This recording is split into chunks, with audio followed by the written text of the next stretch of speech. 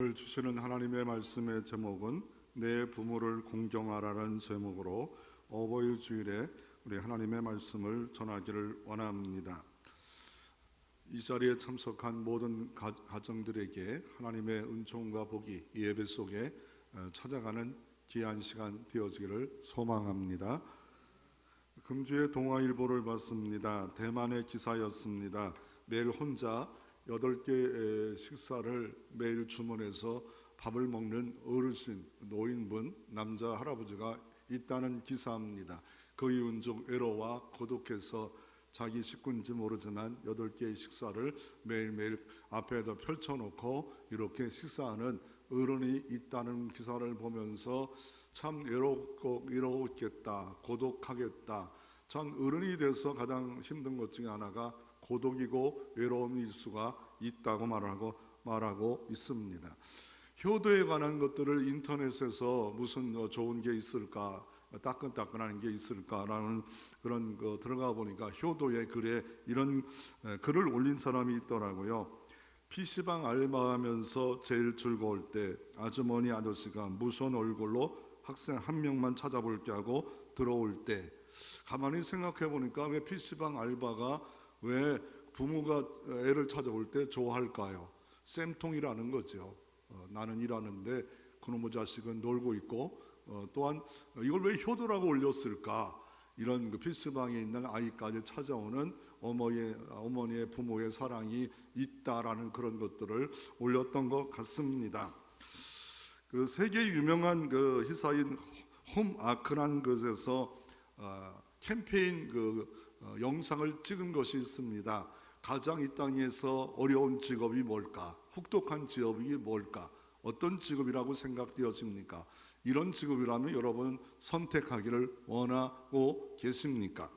24시간을 360일 휴가 없이 일하고, 휴가 없이 24시간을 일하고, 잠도 못 자며 밤을 새야 하고, 항상 움직이며 거의 모든 시간이 서 있고, 의학도 알아야 되고 재정도 알아야 되고 요리법 지식으로 고객을 대하여 하며, 크리스마스나 새해 등 휴일에는 일이 더 늘어나고, 힘들더라도 항상 행복 모드로서 고객을 대하여 하고, 함께 있는 사람이 밥을 먹고 나서야 밥을 먹을 수 있고, 엄청나게 혼란스러운 상황에도 일을 해야 되고 항상 그 일에 집중해야 하며, 위급한 상황에도 때때로 고객을 위하여 생명을 바칠 수 있어야 하는 등 이런 업무 능력이 요구되는 와중에 보상은 고객과의 엄청난 정서적 교감, 그리고 무급,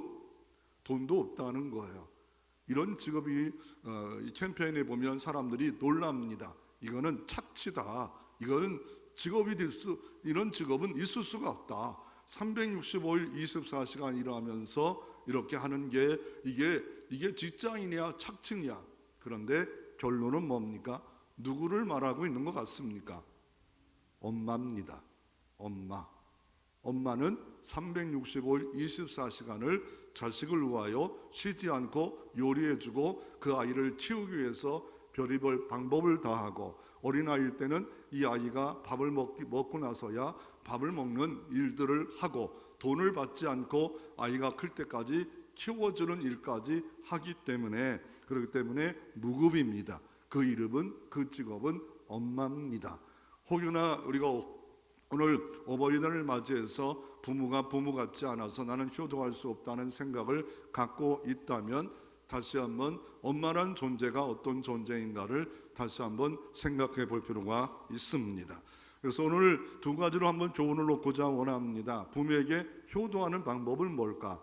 그런데 효도하면 성경은 약속하고 있는데 뭘 우리에게 약속하고 계실까? 첫째로 부모에게 효도하는 방법을 우리가 알아야 될 필요가 있습니다. 세상에서는 부모에게 효도할 때 어떻게 하랍니까? 부모의 건강관리를 잘하게 만들어 줘라, 봉양하라, 잘 받도록 이렇게 봉양하라. 세 번째로 양지입니다.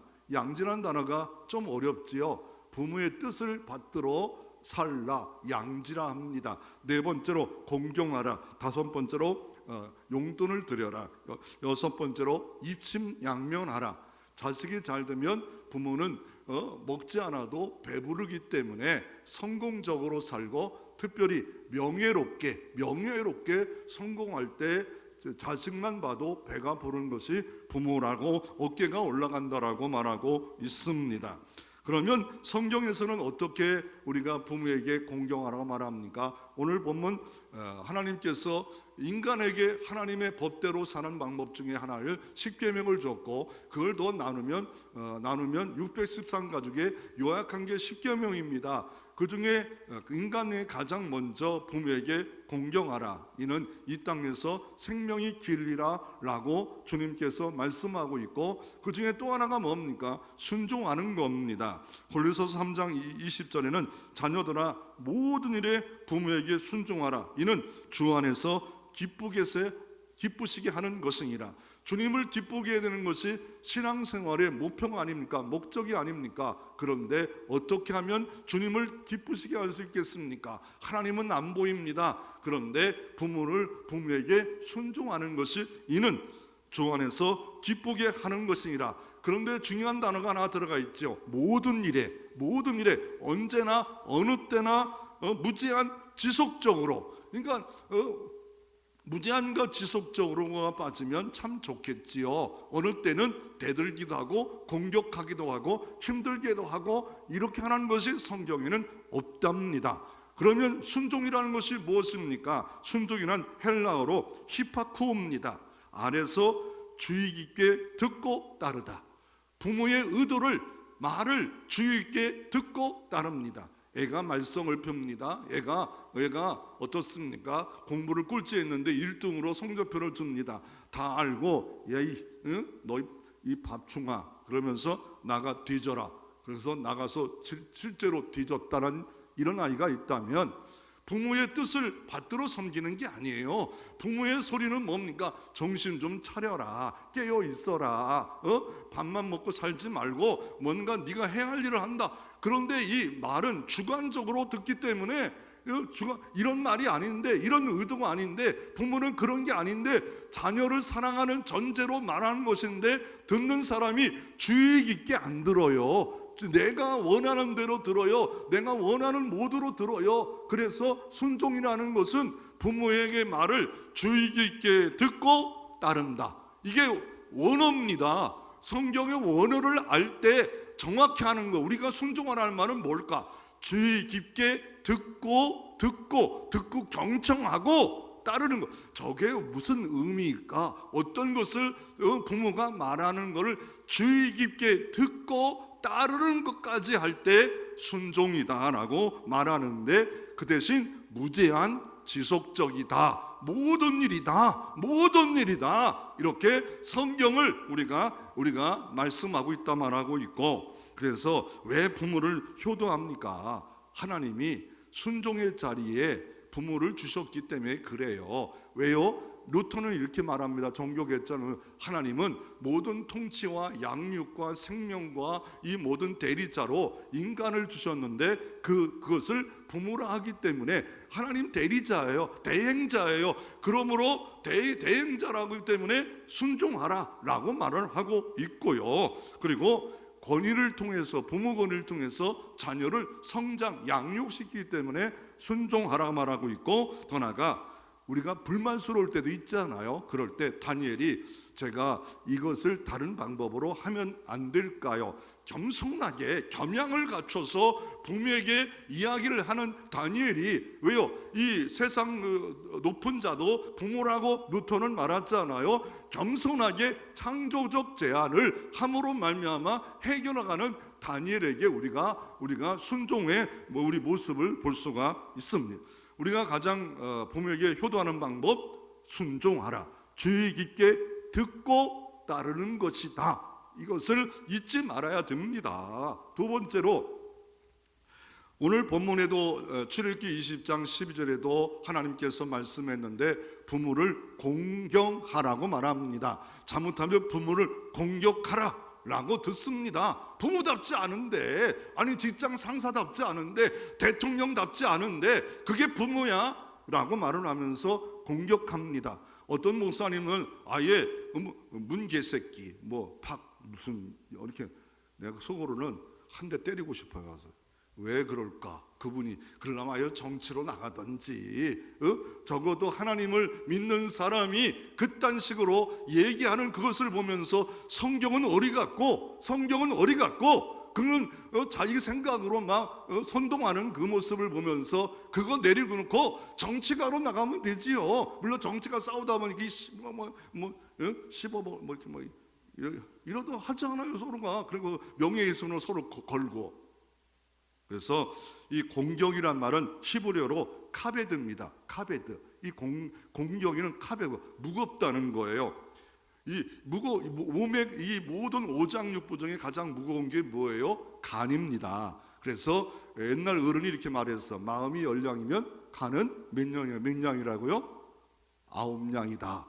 간이 우리 오장육부 중에 가장 무거워서 간처럼 여긴다는 것이 카베드, 공경이란 말입니다. 그래서 이 공경이란 말은 또 이 공경이란 말을 이게 문법이 있어요. 문법. 이게 영어도 문법이 있지요. 근데 이거를 PL 강조형입니다. 그러니까 무겁게 대해야 되는데 강조해서 뭡니까? 우리가 성경에 예수님이 강조할 때는 어떻게 해요? 진실로 아멘 이렇게 2번을 강조할 때가 진짜 강조라는 거예요. 구약의 강조는 뭐예요? 여호와께서 말씀하시되 아니면 만군의 여호와가 이건 강조 꼭 놓치지 말라는 하나님의 어투입니다. 그와 마찬가지로 이 부모를 공경하는 건 200%라는 거예요. 200% 그냥 넘치게.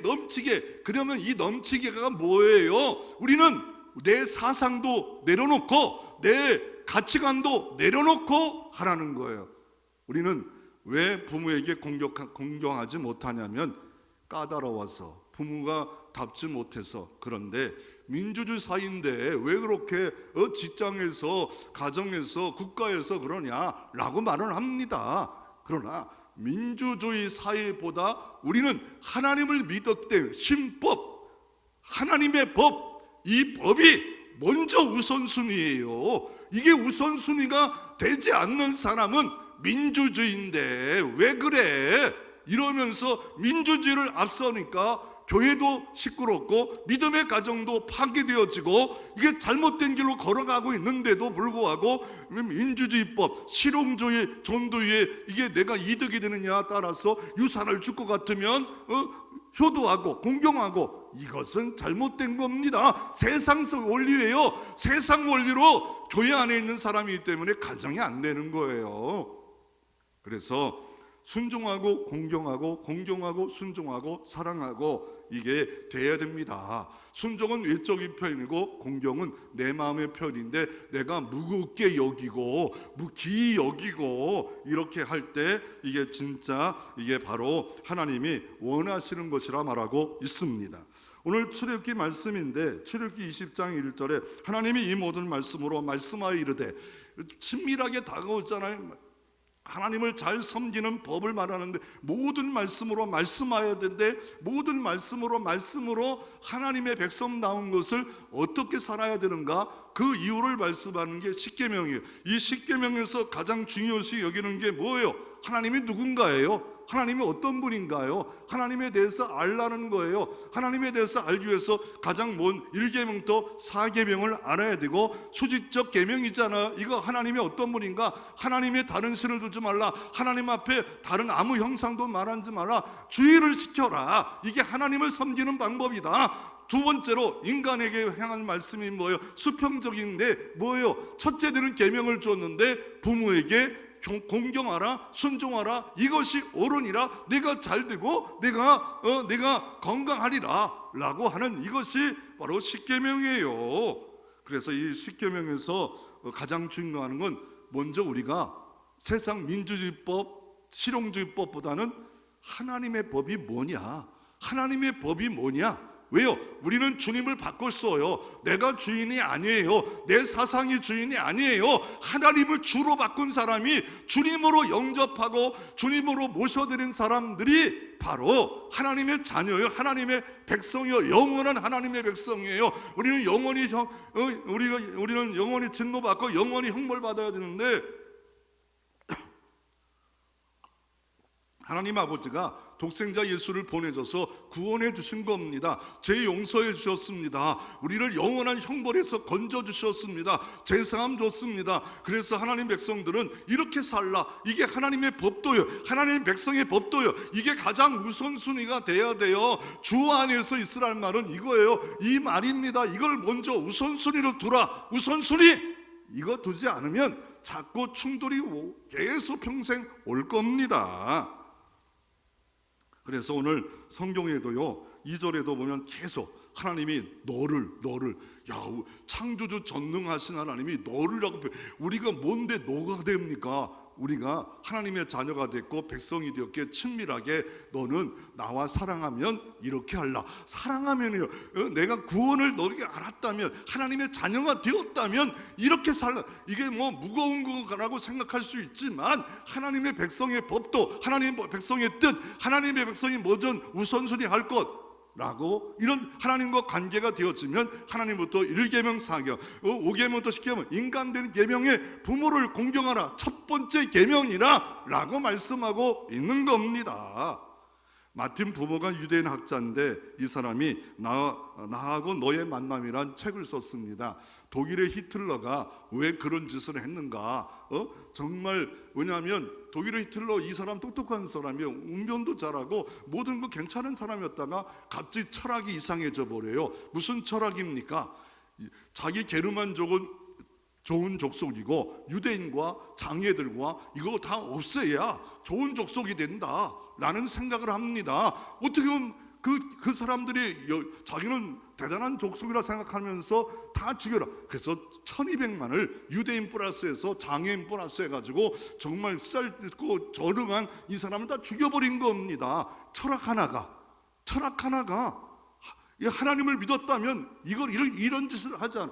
우리도 똑같이 이 히틀러 같은 생각을 해요. 내가 나하고 마음에 안 들면 죽여버려야 된다. 나하고 마음에 안 들면 같이 갈 수가 없다. 이거는 히틀러 같은 내 마음에 타락한 마음, 이 장애자, 저등한 사람 다 없애버리자. 아니 히틀러가 내가 될 수 있다는 거예요. 그래서 가장 먼저 예수 믿는 사람은 하나님의 법, 하나님을 우선순위에 두고서 살아가야 된다라고 하면서 부모에게 공경하라. 이것이 바로 하나님이 우리에게 요구하는 어버이 주일의 말씀입니다. 무겁게 여기는 거예요. 귀히 여기는 거예요. 그리고 신약시대는 에베소 6장 1절에 보면 3절에 걸쳐서 말씀하잖아요. 부모에게 공경하라, 부모에게 순종하라, 이것이 옳으니라. 그리고 내가 잘되고 장수하리라. 6장 1절부터 2절 3절에, 에베소서 6장 1절 2절부터 3절에 이렇게 말씀하잖아요. 부모에게 공경도 나오고 부모에게 순종도 나오고 이것이 옳대요. 왜 옳을까요? 이게 자연법이라는 거예요. 하나님이 우리를, 자녀를 DNA를 통해서 만들어 주시고 가정의 질서를 만들었을 때 자연스럽다는 거예요. 신법이라는 거예요. 하나님의 법이라는 것, 이것은 옳은데 인간이 이거 자꾸 파괴하려고 하고 있고, 이 옳다는 말은 디카이오스라는 말로 본질적으로 옳다는, 절대 가치라는 거, 이 절대 가치는 물러설 수가 없다는 거예요. 옳으니라, 순종하는 게 옳으니라, 공경하는 게 옳으니라 라고 말합니다. 그래서 3장 20절 이렇게 말합니다. 자녀들아, 모든 일에 부모에게 순종하라. 이는 주 안에서 하나님을 기쁘시게 하는 것이니라. 하나님을 기쁘시게 한다면 부모에게 귀히 여기고 잘 듣고 따라가는 일들이, 이게 순종이라 말하고 있고, 한자는 효는 뭐예요? 효란 말은 늙을로 밑에 아들자가 밑에 들어간 거예요. 아들이 밑에 들어가 귀를 기울이고 받들어 섬기는 게 효라고 말하고 있고, 독일 속담에 이렇게 말합니다. 열 아들이 한 아버지를 돌보지 못한다.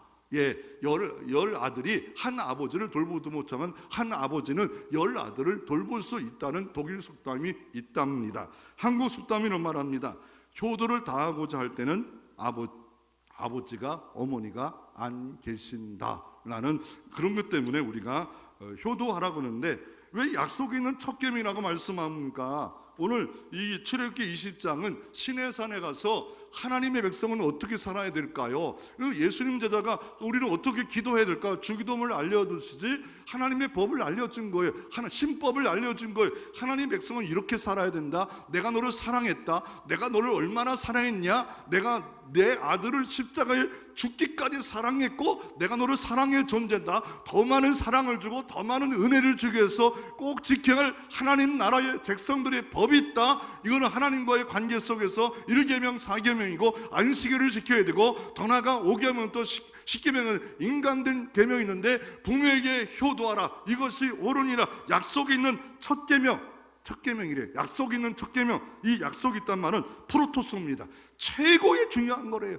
인간됨의 최고의 중요한 것은 부모에게 효도하는 것이다 라고 하나님께서 말씀하고 있는 겁니다.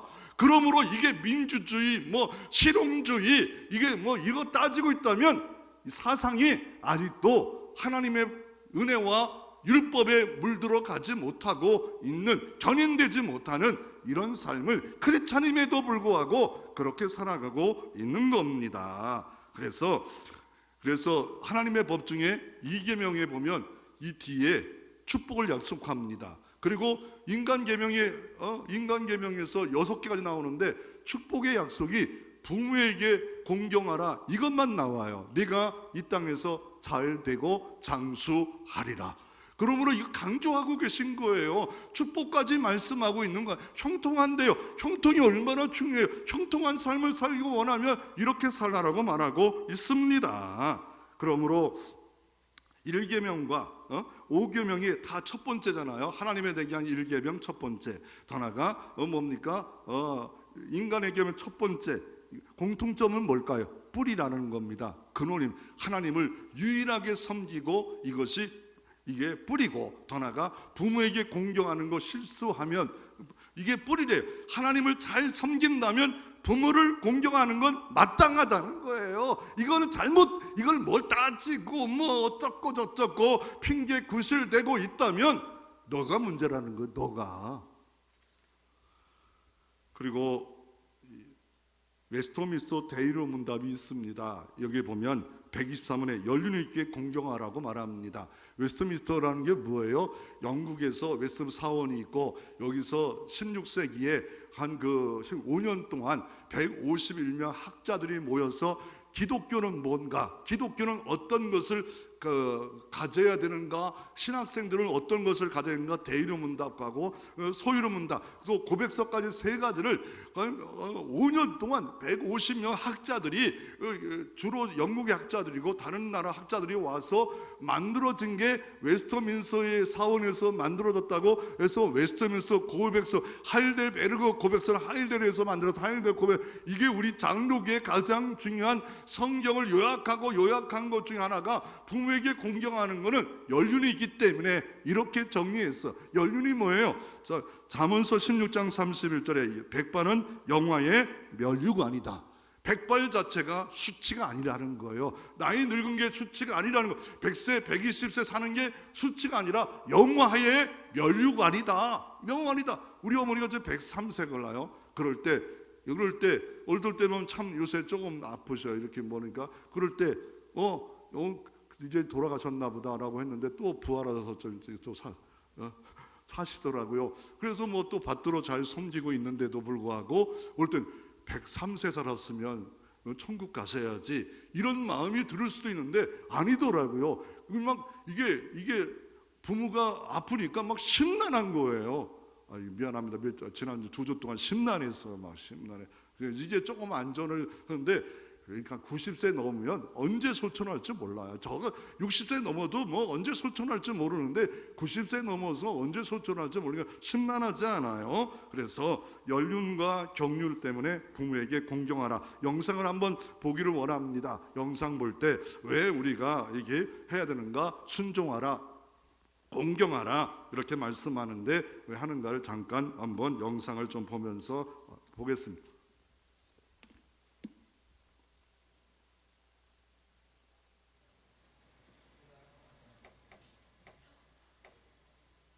새벽 4시에 일어나셔가지고 빠른 7시에 퇴근을 하셔서 저녁을 집에 와서 그냥 대충 빨리 드시고 바로 그냥 주무시는 패턴이에요. 거의 매일 20년째. 얼마 전에 알바 해가지고 처음으로 번 돈으로 아빠 지갑을 사드렸어요. 아빠 지갑이 없으신 거예요, 한 번도. 이번에 처음으로 지갑을 사가지고 편지를 써서 드렸는데 아빠가 절대 저한테 전화해서 고맙다고 할 사람이 아닌데 갑자기 전화해가지고 막 고맙다고 막 그러시는 거예요. 그때 진짜 막 알바하고 있었거든요. 진짜 많이 울었어요. 알바도 중간에 나와가지고. 근데 그냥 그렇게 조그만 건데도 표현하면 좋아하시구나 이런 것도 좀 느꼈던 것 같아요. 철근을 옮기다가 앞에 사람을 옮기다가 아빠가 제대로 못 보셨는지 이렇게 눈에 한 번 박힌 적이 있었거든요. 그렇게 크게 한 번씩 다치시는데 이게 너무 걱정이 되고 막 그냥 그때 잠깐 막 수술했을 때만 잠깐 병원에 가시고 그 뒤로는 병원도 잘 안 가시고 그러셔서 항상 불안하죠. 아침마다 아빠가 오늘은 괜찮을까? 그래서 항상 아침마다 오늘 하루도 주님께서 아빠 지켜달라고 매일 같이 기도하죠. 제일 큰 건 아버지가 나를 이렇게 때리는 게 너무 힘들었어요. 때리면 되는 줄 알았나 봐요. 잘 모르겠는데 아빠는 훈육 차원에서 이렇게 때린 건데 저한테는 큰 상처였고 폭행이었어요. 제가 한 100일 때쯤에 헤어졌다고 하시더라고요. 근데 아빠는 뭐가 뭔지를 잘 몰랐죠. 그런 육아 문제에서. 아빠 일 도와드리고 한 새벽 1시쯤에 아빠가 순대국밥 먹자고 여기 집 앞에 갔는데 그래서 괜히 제가 이것저것 말하고 싶더라고요. 아빠가 미웠고 싫었지만 근데 이제 당연하게도 아빠를 사랑하게 되고 됐습니다. 아빠가 너무 좋다고. 감사하고요. 이런 글이 있답니다.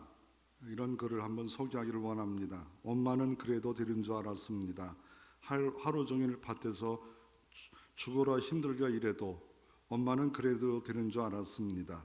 찬밥 한 덩어리로 대충 부두막에서 앉아 점심을 때워도 엄마는 그래도 되는 줄 알았습니다. 한겨울 냇물에서 맨손으로 빨래를 방망질을 해도 엄마는 그래도 되는 줄 알았습니다. 배부르다 생각 없다 식구들 다 먹이고 굶어도 엄마는 그래도 되는 줄 알았습니다. 발 뒤꿈치 다 해져 이불이 소리를 내도 엄마는 그래도 되는 줄 알았습니다. 손톱을 깎을 수조차 없이 닳고 문드러져도 엄마는 그래도 되는 줄 알았습니다. 아버지가 화내고 자식들이 속썩어도 끄떡없는 엄마는 그래도 되는 줄 알았습니다. 애 어머니가 보고 싶다, 네 어머니가 보고 싶다. 그것이 그냥 너뚜리인 줄만 한밤중 자다 깨어 방구 속에서 한없이 소리 지르어 울던 엄마를 본 후로 엄마는 그러면 안 되는 것이 없습니다. 엄마도 사람이라는 것을 이렇게 말을 하고 있습니다. 인물들이 왜 부모에게 공경하고 순종하라를 어떻게 말합니까? 영국 수상 처칠이 이렇게 말합니다. 이 기신문사에서는 나의 가장 위대한 스승 한 분을 찾아내지 못했습니다. 그분이 바로 나의 어머니십니다. 어머니는 나의 나침반이었습니다.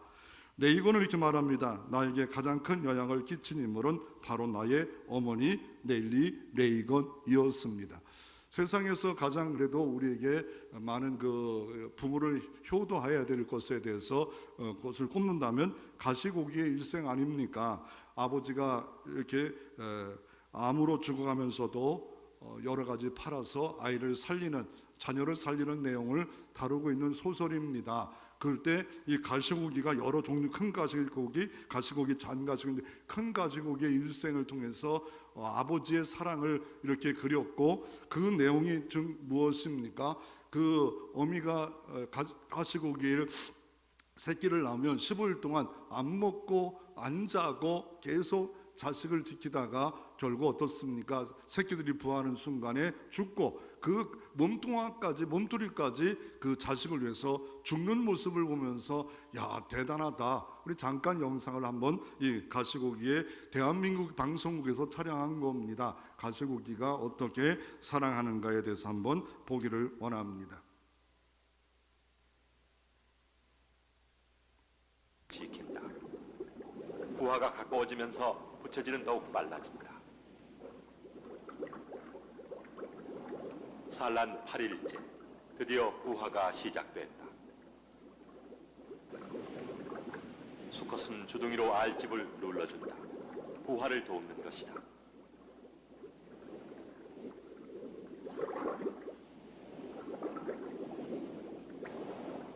아직 부화하지 못한 알은 부채질을 해주고 먼저 깨어난 새끼들을 돌봐주고 아비는 쉴 틈이 없다. 먹지도 자지도 않으면서 지극정성으로 새끼를 돌보는 동안 큰 가시고기의 몸빛은 푸르게 되색된다. 주둥이도 끊임없이 부채질을 해주던 지느러미도 모두 hul었다.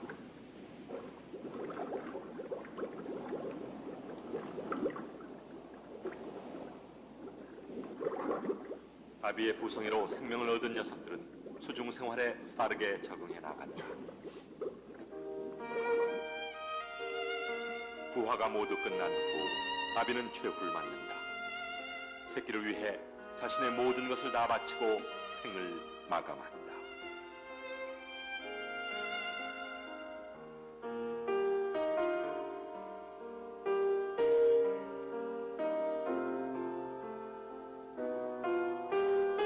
다음 날 치어들이 아비의 주위로 모여든다.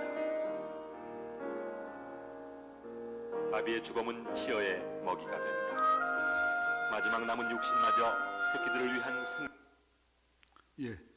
그래서 우리가 부모에게 효도하는 방법에 대해서, 순종에 대해서 우리가 들었고, 공경에서 들었고, 이것을 마음판에 새겨놓지 않으면 순종도 못하고 공경도 못하고 그리고 세상 원리로 우리가 살아갑니다. 그러면 기독교의 가장 모델이 누구예요? 예수님입니다. 예수님께서는 어떻게 효를 이 땅에서 살아가셨습니까? 예수님에 대해서 예수님의 효는 어떤 효입니까? 예수님의 효는 누가복음 2장 51절에 예수님의 유년보 시절을 나타나는 성경이 그렇게 많지가 않아요. 유초동부 시절의 모습이 나타나는 것이 있다면 여기가 유일합니다. 예수께서 한 가지로 함께 내려가서 나사렛에 이르러 순종하여 받드시더라. 그 모치는 이 모든 말을 마음에 두니라. 예수는 그 지혜와 그 키가 자라며 하나님과 사람들에게 더 사랑스러워 가시더라. 베들레헴에 탄생하셔서 그리고 나사렛에서 예수님의 어린 시절을 살지 않아요. 근데 그때 특징을 부모에게 어떻게 한다고요? 순종하여 받드시더라. 순종하여 받드시더라. 기독교가 순종의 부모를 무시하는 종교라고 하는데 아닙니다. 그 중에 인간의 첫 번째 계명이 바로 부모에게 공경하라. 이것이 옳으니라라고 말합니다. 그 예수님의 또 효의 모습을 보면 마지막 죽으면서도 7가지 말을 하는데 이걸 가상 7원이라 하잖아요. 그 중에 어떻게 합니까? 사랑하는 사도 요한이 젊은 사도가 있기에 여자여 보소서. 근데 왜 여자라고 말하느냐? 원어에 보면 굿나이라 하는데 안토니우스가 클레오파트라에게 굿나이라 한 겁니다. 바로 최고의 존칭이요. 이 여인을 사도 요한아 부탁한다. 그래서 사도 요한이 에베소 지역 갈 때도 이 어머니를 복양했다고 이런 전설이 있습니다. 그리고 사도 요한이 90세까지 장수하는 열매를 맺습니다. 그리고 히브리서 5장 8절에 예수님의 모든 사역을 이렇게 말합니다. 예수님께서 아들로서 수많은 고난도 온전히 감당하심으로 아버지께 순종하셨다. 죽기까지 순종하시고 기꺼이 순종하신 모습이 아브라함 아들 독자 이삭을 드릴 때 이삭이 순종한 것처럼 예수님도 아버지의 뜻을 순종해서 사는 인생이었고 모델로서 주님이 그렇게 살았다고 말을 하고 있습니다. 그런데 우리가 부모가 내 육신의 부모만 생각한다면 성경을 너무 좁게 보는 겁니다. 종교개혁자 루터라는 사람이 이 부모에 대한 정의를 새롭게 했습니다. 너무 지나친 거는 내려놓고 너무 지나친 부분도 있으면 부모에 대해서 내려놓고 정확하게 그분은 이렇게 말합니다. 이 부모에 대해서 어떻게 말하고 있냐면 이 루터가 말하는 이 부모의 종류를 보면 첫째, 나를 낳아준 육신의 부모에게 공경하라라고 말하고 있습니다. 둘째는 우리가 교회 생활하기 때문에 영적인 부모가 있습니다. 교회란 공동체에게 부모가 없는 게 아닙니다. 교회란 주님의 몸된 교회, 하나님이 가장 사랑하는 교회이고 이 교회가 피값으로 산 교회인데 여기도 영적인 부모가 있답니다. 그 부모에게 어떻게 하라고요? 공경하라는 거예요. 순종하라고 말씀하고 있습니다. 아니 어떻게 그렇게 했는가요? 예를 들면 엘리사가 그 부모 엘리야에게 나의 아버지요, 나의 마병이요 라고 공경하고 존중했습니다. 그리고 어떻습니까? 카톨릭에서는 교역자를 신부라 말합니다. 파더로 말합니다. 그런데 이렇게 부르는 것조차는 영적인 아버지 있잖아. 영의 아버지는 하나님이고요. 영적인 아버지, 영을 돌봐주고 영을 키워주고 영을 건강케 하고 이렇게 하는 영적인 아버지로 파더라는 말은 맞습니다. 그런데 그것이 너무 지나쳐서 제사하는 권세를 갖고 7가지 성례를 하면서 모든 죄를 용서한다고 자기가 하는 것처럼 되어지면 여기는 문제가 있지만, 그래서 루터가 종교개혁을 한 거 아닙니까? 아버지 자체는 문제가 없습니다. 그러면 그 사람들에게 어떻게 하라고요? 갈라디아서 6장 6절에 모든 좋은 것을 같이 하게 하라. 모든 좋은 것을, 나쁜 게 아니라 좋은 것을 같이 하래요. 좋은 거 같이 하라고. 왜요? 그 성직을 갖고 있기 때문에 구약에는 어때요? 레위 족속들에게 가장 귀한 거 첫 번째 갖고 이렇게 섬겼지 않아요? 왕 같은 제사장으로 다 됐지만 그 일에 전무하는 사람들을 귀히 여기는 것조차도 우리가 교회 생활하면서 무시한다면 아버지를, 영적인 아버지를 무시하는 겁니다.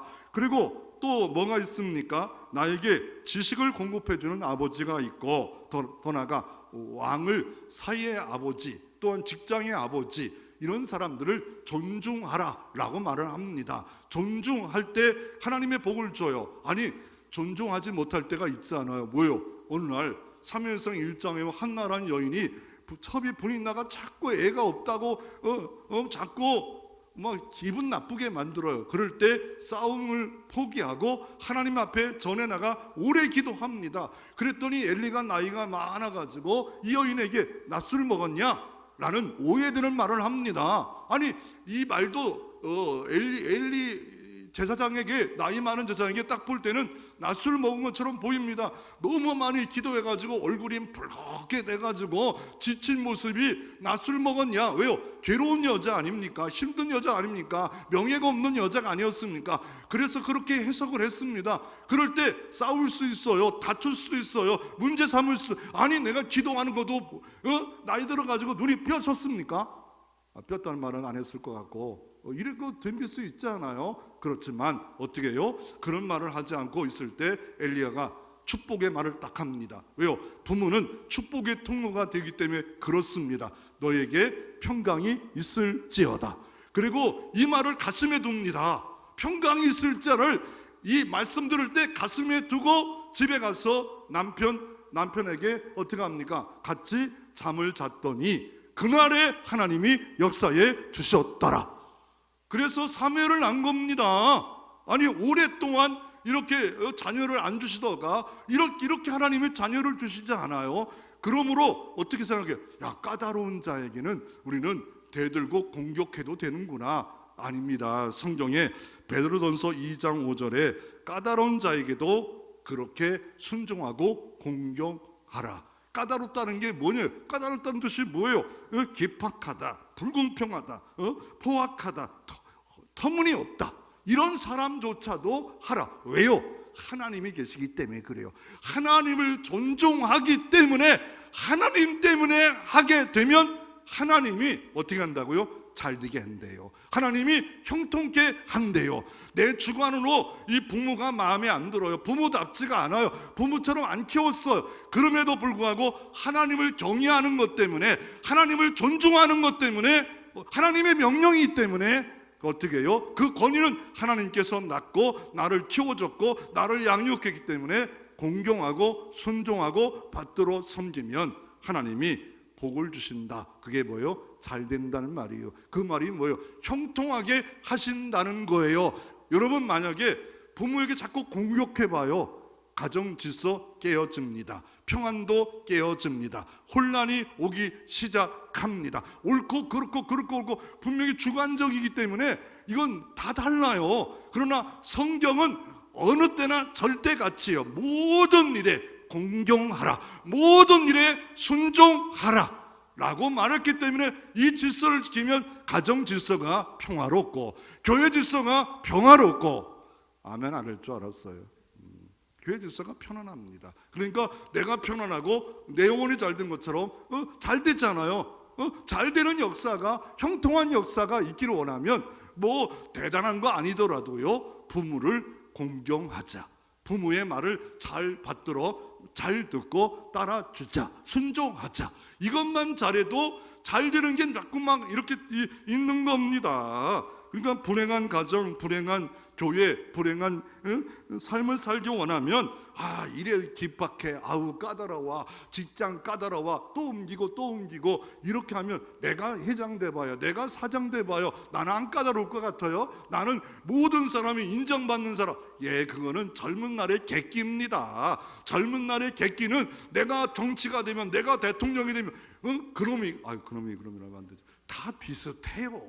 누가 대통령이 되면 우리나라 봐요. 처음에는 박수 치다가 조금만 지나면 조금만 저거 빨리 죽든지 나가든지 이러잖아요. 참 세상 야박해요.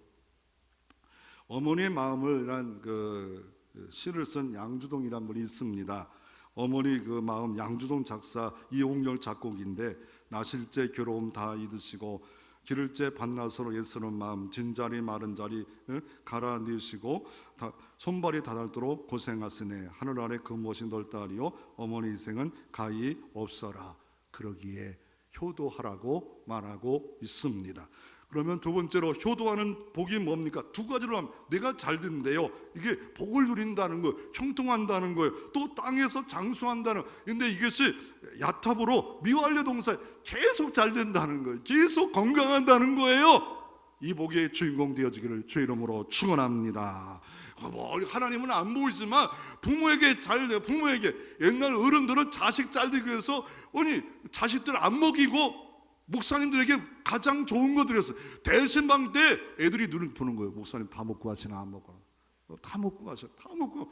그렇지만 그냥 귀한 거 왜 그랬어요? 잘 되는 것 때문에 그런 거예요. 더 큰 거 바라보고 목사가 잘 돼서 얼마나 하겠습니까? 그런데 잘 되고 귀 여기고 이렇게 할 때 이게 교회 질서가 이루어지는 겁니다.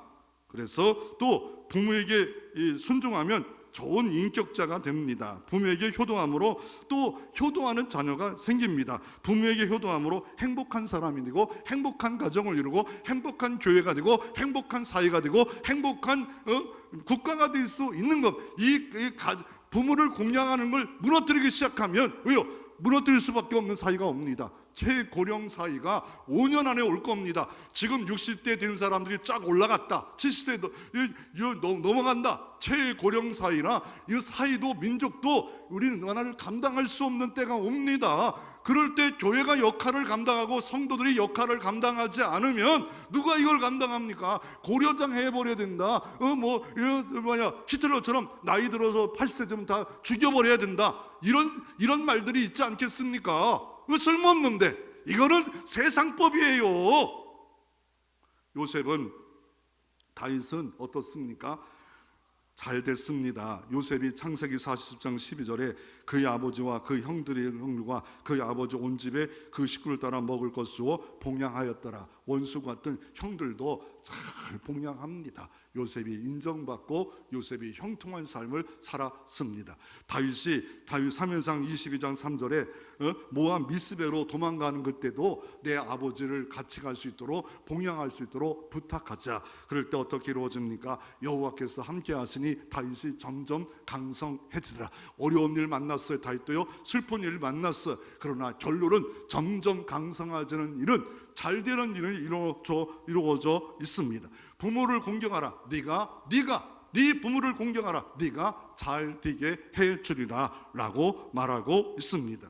부모를 귀히 여겼던 족속이 있는데 레갑의 자손들입니다. 에레미야 시대 때 이게 엉망진창으로 모든 신앙생활하자 이 예레미야 선지자 보고 성전에 데려와서 레갑의 자손들을 술을 먹이래요. 하나님이 황당한 요청을 합니다. 오늘 때는 여러분에게 제가 술을 먹으라고 술을 권유하는 겁니다. 그럴 때 레갑의 자손들이 이렇게 말합니다. 내 조상 대대로 술을 안 먹기로 하나님께 약속했고 우리 가풍입니다. 그래서 술을 안 먹겠습니다. 그럴 때 하나님이 어떻게 합니까? 이 요나답 이 가정을 축복하시는데 에레미야 35장 18절에 그러므로 만군의 여호와 이스라엘 하나님께서 이와 같이 말씀하니라 레갑의 아들 요나답에게 내 앞에 설 사람이 영원히 끊어지지 아니하리라 하시니라. 내 앞에 설 사람이 영원히 끊어지지 않는 복을 요나답 가문에 주었던 것을 볼 수가 있습니다. 여러분, 효도하는 사람을 보면 뭐래요? 철들었다고 하잖아요. 교회 목사님을 잘 받들어 정말 기이 여기고 하나님 다음으로 섬길 때는 철든 교인이다, 성숙한 교인이라 하는데 철이 뭐예요? 몸에 철이 드는 거예요?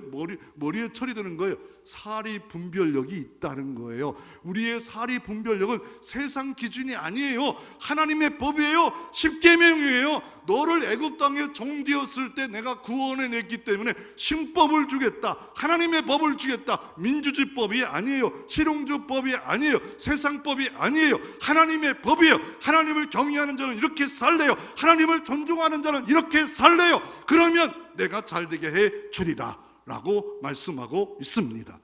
여러분 모두가 잘되고 자손 대대로가 형통하고 잘되기를 원합니까? 부모를 기이 여기고 앞자리로 세우고 그 말에 잘 듣고 어떤 뜻인가 순종하고 공경하는 체질이 만들어질 때 교회도 아름다운 질서가 생기고 가정도 아름다운 질서가 되고 행복한 가정이 될 것이고 교회도 행복한 교회가 될 수밖에 없답니다. 내 체질이 따지는 체질, 내 체질이 내가 이거 안 맞다, 그 체질이 성경적 체질이 아니라 순종하고 공경하는 체질이 하나님 백성들의 체질입니다. 그 체질 개선이 일어나 가정이 행복하고 교회가 행복한 신앙생활 하시기를 주의 이름으로 축원합니다.